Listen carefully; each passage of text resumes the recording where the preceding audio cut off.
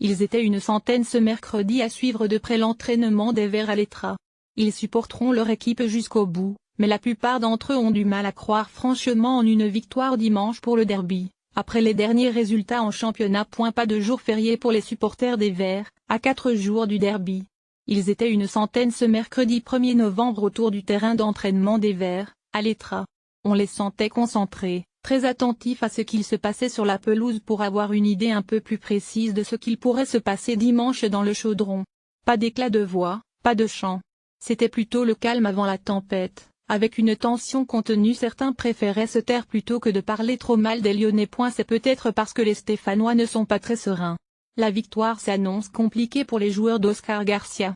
Malgré la magie du derby, Jory est loin d'être confiant. Je sais que tout peut se passer, mais j'y crois moyen. Quand on voit contre Strasbourg, 0-0, perdre au pénalty.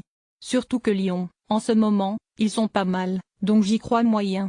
Après on est à Geoffroy et Guichard, c'est une équipe qui sait faire des choses, donc on verra bien.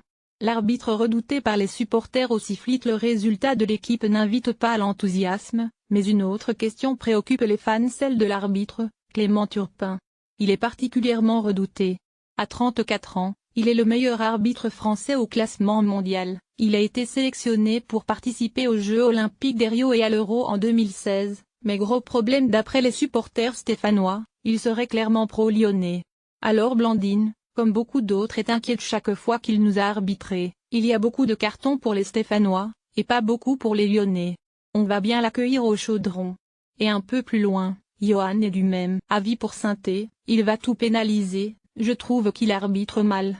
Alors il y a des doutes sur le jeu des Verts, sur les arbitres, mais aucun sur le soutien des supporters, qui mettent un point d'honneur à être toujours présents, même dans la défaite. Les Lyonnais, ils seront 850, mais ils seront dans leur parcage, et on ne les entendra pas. Ils n'aiment pas assez leur club, prédit Jory. Et Blandine de renchérir comme les Lyonnais disent les femmes à la cuisine, les hommes au stade. Eh bien nous les Stéphanois, on est tous mélangés.